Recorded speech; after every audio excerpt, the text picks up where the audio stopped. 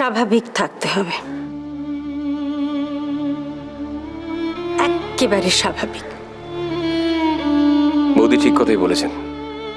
আমরা ভেঙে পড়লে ঈশানের পক্ষে ললিতাকে সামলানোর কাজটা আরো কঠিন হয়ে পড়বে।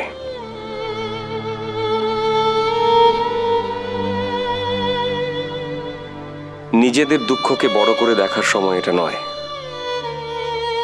আমাদের সামনে এখন একটাই কাজ, হাসি মুখে সমস্ত প্রতিকূলতার বিরুদ্ধে দাঁড়িয়ে ললিতাকে সুস্থ করে তোলা।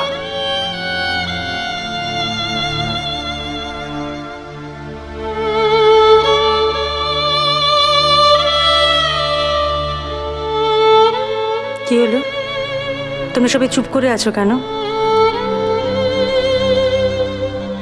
তোমরা কেউ বিশ্বাস করো না যে ললিতা সুস্থ হয়ে উঠবেই?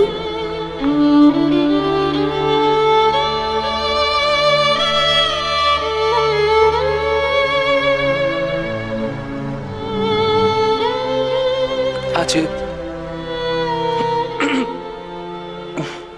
আছে মা, বিশ্বাস আছে।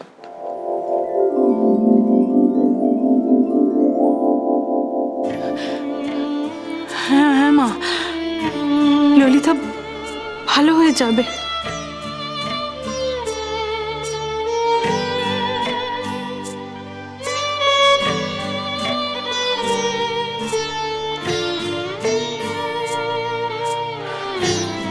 হ্যাঁ, তোমরা কেউ চিন্তা করো না,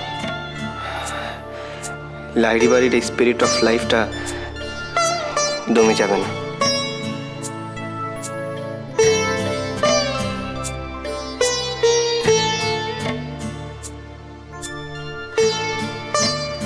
কি হলো রানু, তুমি কিছু বলো। আমি কি বলবো বলো তো? আমি তো একটা জিনিস কিছুতেই বুঝতে পারছি না, তোমরা সবাই মিলে কেন এত দুশ্চিন্তা করছো, কেন এত মুষড়ে পড়ছো? আমি তো তোমাদের বারবার বলেছি, আগে অনেকবার বলেছি, আমার বাবুর ক্ষতি হতে পারে না। ললিতার এত বড় খারাপ কিছুতেই হতে পারে না।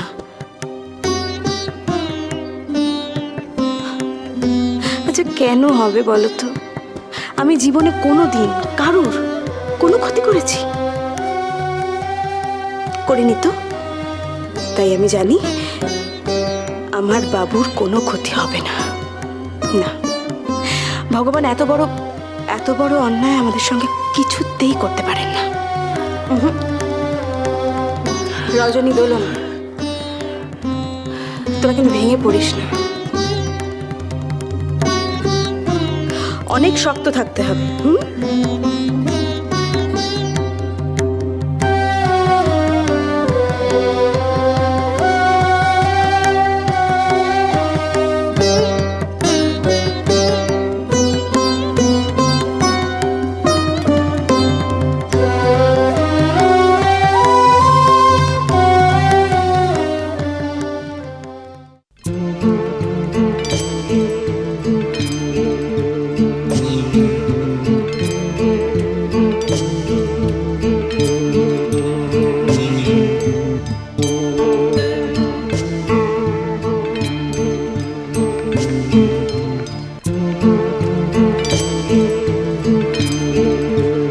দিদিমণি, তুমি আর কতক্ষণ অপেক্ষা করে বলো তো? অনেক রাত হলো, তুমি বরঞ্চ খেয়ে নাও।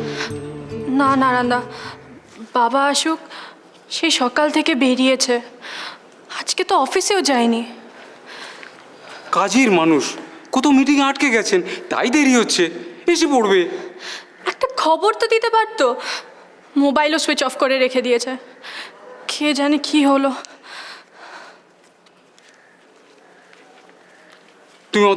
তুমি অত চিন্তা করো না তো, চিন্তা করো না, এসে পড়বে। নারায়ণদা, তুমি খেয়ে শুয়ে পড়ো, আমি বাবার জন্য অপেক্ষা করছি।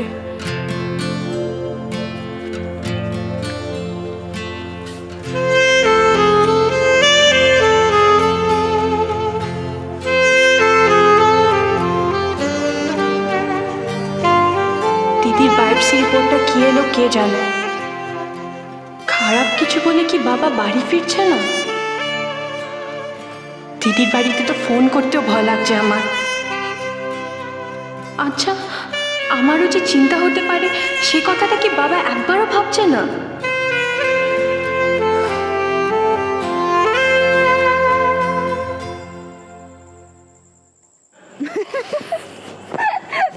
আমি কিন্তু তোমাকে আগেই বলেছিলাম যদি আমরা আইসক্রিম খেতাম তাহলে আরো দেরি হয়ে যেত। আর তাছাড়া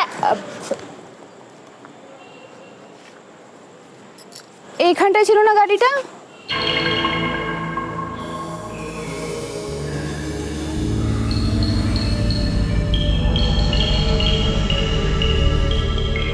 এই ললিতা, আমাদের গাড়িটা তো এখানেই ছিল। হ্যাঁ। ও ওয়াচম্যানটা চাবি নিয়ে গেল না, কিন্তু রাখলো কোথায়? আরে হ্যাঁ, চাবি নিয়ে গেলে তো একবার বলবে তো কোথায় রেখেছি। কি আক্কেল বাবা। আচ্ছা দাঁড়া, আমি একটু দেখছি। ওয়াচম্যান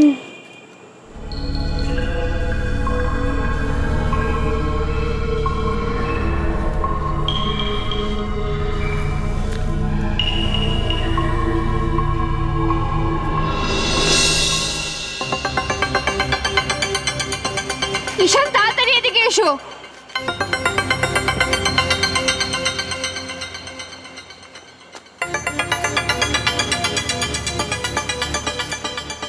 তুলে নিয়ে গেছে আমাদের গাড়িটা, তুলে নিয়ে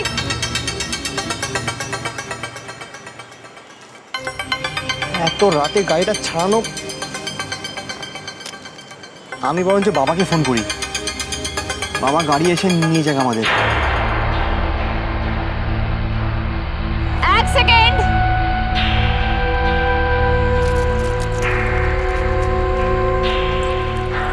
আমাদের গাড়িটা পার্কিং জোন থেকে নো পার্কিং জোনে গেল কি করে? কি করে? আমি একটা প্রশ্ন করেছি, গাড়িটা এখান থেকে ওখানে গেল কি করে বলুন। ম্যাডাম, খুব বড় একজন সাহেবের গাড়ি। ম্যানেজার আমাকে বলেছিল যে ওনার গাড়িটা পার্কিং করে দিতে, আর পার্কিংয়ে জায়গা ছিল না তাই। সো বড় লোকের গাড়ি তো কি হয়েছে? বড় লোকের গাড়ি বলে কে আপনাদের ম্যানেজার? আমি এক্ষুনি দেখা করতে চাই। মামদোবাজি নাকি? ললিতা, এটা শান্ত হও, গরিব মানুষ, তুমি আবার কমপ্লেন করবে, চাকরি চলে যাবে ওর। ও মানলাম গরিব মানুষ, আর এত বড় রেস্টুরেন্টের ম্যানেজারও গরিব মানুষ? I want to C the manager right now.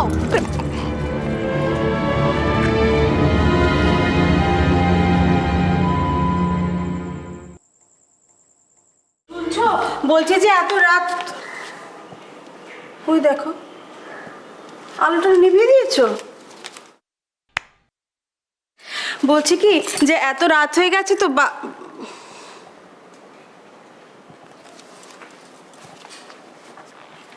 কি গো, মাথা ধরেছে?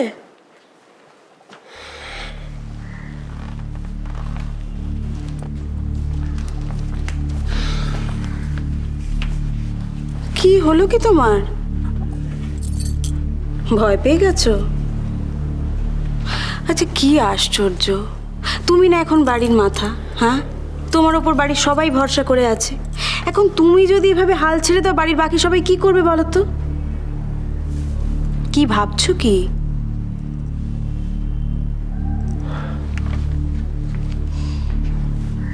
আমার ওপর কোনো ভরসা নেই না তোমার?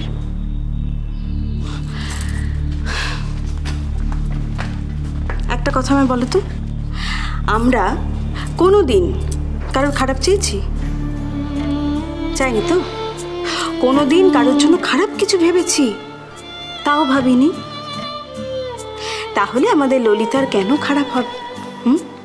আমাদের ললিতার কিচ্ছু হবে না, তুমি দেখে নিও। রানু, ললিতার ব্রেইনে একটা টিউমার ধরা পড়েছে। আরে তাতে কি হয়েছে? ডাক্তাররা তো বলেছে।